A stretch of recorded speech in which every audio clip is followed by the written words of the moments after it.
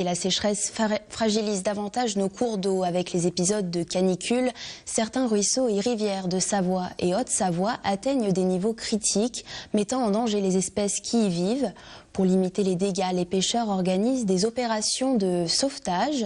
Les poissons sont capturés avant l'assèchement des rivières, puis relâchés dans des zones où ils pourront survivre. Exemple ce matin à Thônes, sur le Fier, avec ce reportage de Chloé Lemeur. Ils avancent à contre-courant dans l'eau et tous sont en alerte.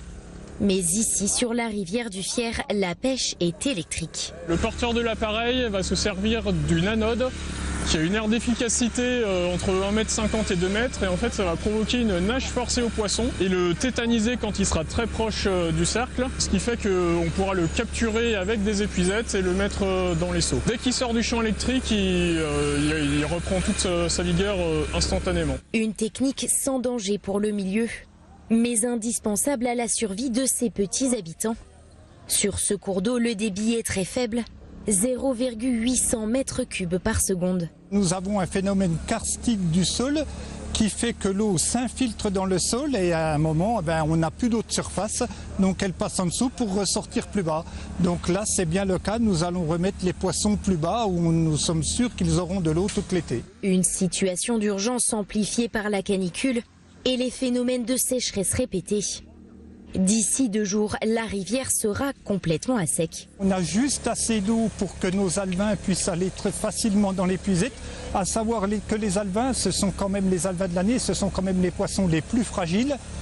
Ce sont ceux qui ne peuvent pas attendre. Là, on est vraiment à la limite de pêche, mais dans de très très bonnes conditions. Si nous attendions par exemple lundi, où là il n'y aura plus que des flaques, on aurait bien des chances que la plupart des alevins soient déjà morts. Alevins, mais aussi truites et petits chabots. Sur 800 mètres de cours d'eau, toutes les espèces sont prélevées. Alors les pêcheurs inspectent chaque recoin et quand les seaux sont remplis, on sécurise les poissons.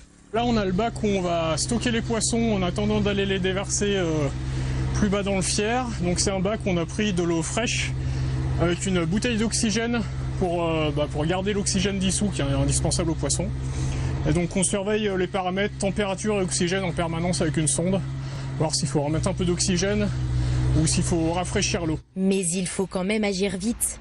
Mesurer, compter. Les poissons sont ensuite relâchés quelques centaines de mètres plus loin. Le cours d'eau, lui, sera repeuplé à la fin de l'été. Lorsque l'eau revient sur ces secteurs, le poisson ne laisse jamais une place libre. C'est bien pour ça que vous voyez sur ces 800 mètres de rivière là sur le Fier, chaque année nous retirons à peu près 1500 truites et l'année d'après nous allons également retirer et déplacer 1500 truites. C'est chaque année. Elles reviennent systématiquement en automne. C'est donc au frais et dans une rivière irriguée que ces poissons passeront l'été. En moyenne, sur ce secteur, près de 2000 truites et plusieurs centaines d'alevins seront sauvés cette année.